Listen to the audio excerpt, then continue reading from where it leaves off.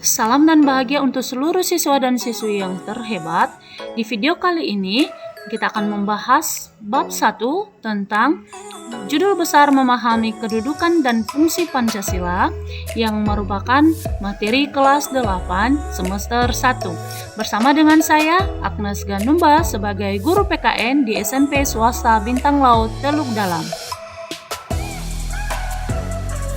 Tujuan pembelajaran kita di pertemuan ini yang pertama, siswa nanti diharapkan untuk mampu mengkaji fungsi dan kedudukan Pancasila sebagai dasar negara dan pandangan hidup bangsa, serta mengenal Pancasila sebagai ideologi negara. Yang kedua, siswa mampu melaksanakan nilai-nilai Pancasila dalam kehidupan sehari-hari. Kita masuk ke bagian A besar, makna Pancasila sebagai dasar negara dan pandangan hidup.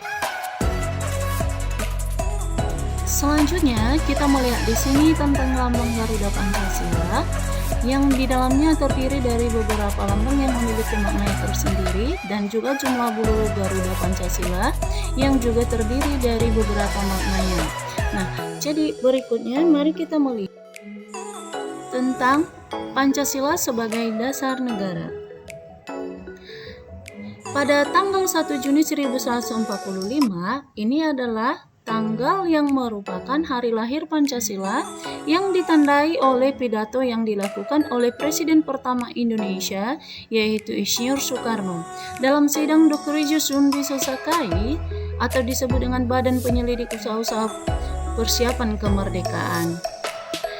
Di sini Bung Karno menyebut bahwa Pancasila itu sebagai filosofis groundline atau di dalamnya menjelaskan tentang fundamen, filsafat, pikiran sedalam-dalamnya, di mana untuk kemudian di atasnya didirikan bangunan Indonesia merdeka yang kekal dan abadi. Selanjutnya, Pancasila sebagai dasar negara berarti Pancasila ini dijadikan sebagai pedoman dalam bertingkah laku dalam kehidupan bermasyarakat, berbangsa, dan bernegara.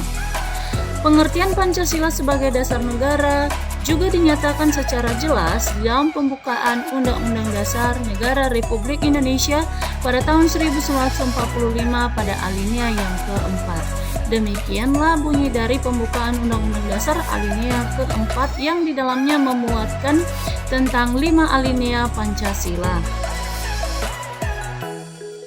Kemudian nomor 2, kita membahas mengenai Pancasila sebagai pandangan hidup. Pancasila sebagai pandangan hidup juga disebut sebagai way of life, di mana diyakini bahwa di dalam Pancasila memiliki nilai-nilai kehidupan yang paling baik. Dan kemudian Pancasila juga dijadikan sebagai dasar dan motivasi dalam sikap, tingkah laku, dan perbuatan dalam hidup bermasyarakat, berbangsa, dan bernegara. Selain disebut sebagai pandangan hidup, Pancasila juga disebut sebagai ideologi negara. Ideologi terdiri atas 2 kata, yang pertama idea dan logos. Idea itu sendiri yaitu tentang ide, konsep atau gagasan dan cita-cita. Sedangkan logos yang artinya pengetahuan. Maka secara harfiahnya atau secara umum, ideologi itu berarti ilmu tentang pemikiran, ide-ide, keyakinan, gagasan, atau cita-cita. Hingga sekarang ini kita mengatakan bahwa Pancasila itu merupakan cita-cita yang hendak diwujudkan oleh seluruh masyarakat dalam bertindak dan bertingkah laku di dalam kehidupan bermasyarakat, berbangsa, dan bernegara. Pancasila dijadikan sebagai pedoman. Di dalam negara kita Indonesia terdapat 4 pilar kehidupan berbangsa dan bernegara, yaitu ada Pancasila sebagai dasar negara kita Indonesia atau sebagai pedoman. Kemudian ada Undang-Undang Dasar 1945 yang merupakan hukum tertinggi di dalam negara. Ada NKRI yang merupakan bentuk negara Indonesia yang disebut dengan Republik. Kemudian ada Bhinneka Tunggal Ika yang merupakan semboyan negara kita Indonesia. Jadi keempat pilar kehidupan berbangsa dan bernegara ini bertujuan untuk menjaga kemajemukan atau sebutan lainnya keberagaman atau mempertahankan dan merawat persatuan dan kesatuan bangsa Indonesia. Selanjutnya kita akan membahas tentang nilai-nilai Pancasila sebagai dasar negara dan pandangan hidup. Pancasila sebagai dasar negara dan pandangan hidup bangsa Indonesia ini mempunyai ciri khas atau karakteristik tersendiri yang dimana berbeda dari ideologi negara lainnya, di mana di setiap sila Pancasila tersebut memiliki makna tersendiri. Misalkan pada sila yang pertama, ketuhanan yang Maha Esa. Di sini dia menjelaskan bahwa sebagai manusia yang beriman, negara Indonesia meyakini bahwa adanya Tuhan yang diwujudkan dalam ketaatan kepada Tuhan yang Maha Esa dengan menjalankan segala perintahnya dan menjauhi segala larangannya. Kemudian pada sila kedua, kemanusiaan yang adil dan beradab. Di sini mengajarkan kita bahwa mengandung rumusan sifat keseluruhan budi manusia Indonesia yang mengakui kedudukan manusia itu sederajat dan sama, mempunyai hak dan kewajiban yang sama sebagai warga negara yang dijamin oleh negara. Kemudian pada sila ketiga, persatuan Indonesia. Juga ini merupakan perwujudan dari paham kebangsaan Indonesia yang mengatasi paham perseorangan, golongan, suku, bangsa, dan mendahulukan persatuan dan kesatuan bangsa sehingga tidak terpecah belah oleh sebab apapun. Sila yang keempat, kerakyatan yang dipimpin oleh hikmat kebijaksanaan dalam permusyawaratan dan perwakilan. Ini merupakan sendi utama demokrasi di Indonesia yang berdasar pada atas asas musyawarah dan asas kekeluargaan. Sedangkan sila yang terakhir adalah keadilan sosial bagi seluruh rakyat Indonesia.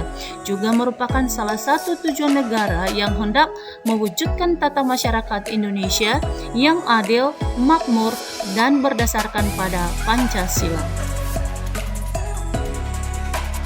Selanjutnya ada beberapa upaya melaksanakan nilai-nilai Pancasila dalam kehidupan bermasyarakat, berbangsa, dan bernegara. Ini telah disarikan dalam butir-butir pengamalan Pancasila. Isi butir pengamalan Pancasila tersebut seperti berikut. Berikut kita akan melihat beberapa contoh upaya pelaksanaan nilai-nilai Pancasila. Pada sila yang pertama, contoh sikap yang harus kita kembangkan adalah berupaya mengembangkan sikap saling menghormati, kebebasan menjalankan ibadah sesuai dengan agama dan kepercayaannya masing-masing. Sila yang kedua, berupaya untuk mengembangkan sikap saling mencintai sesama manusia.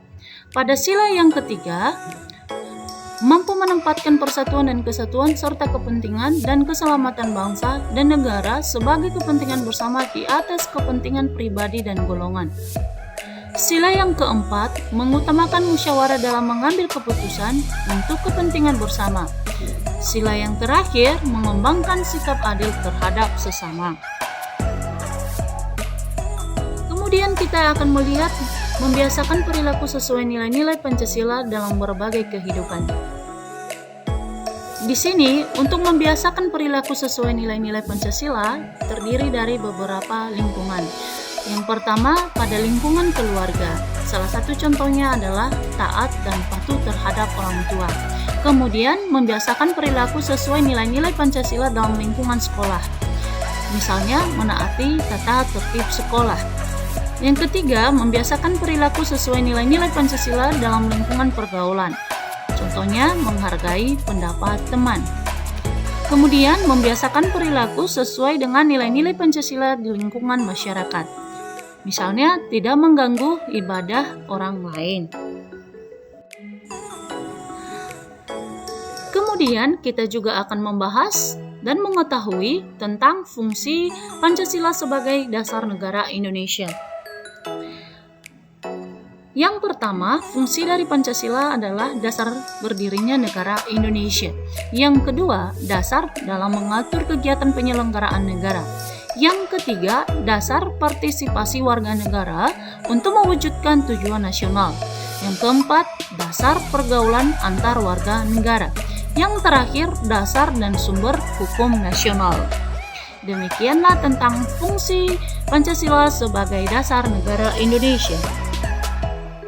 Saya ucapkan banyak terima kasih dan demikian saja pemaparan saya di pertemuan bab 1 ini. Semoga pembelajaran ini dapat bermanfaat bagi kita semua, terlebih bagi seluruh siswa dan siswi kami yang mendengarkannya.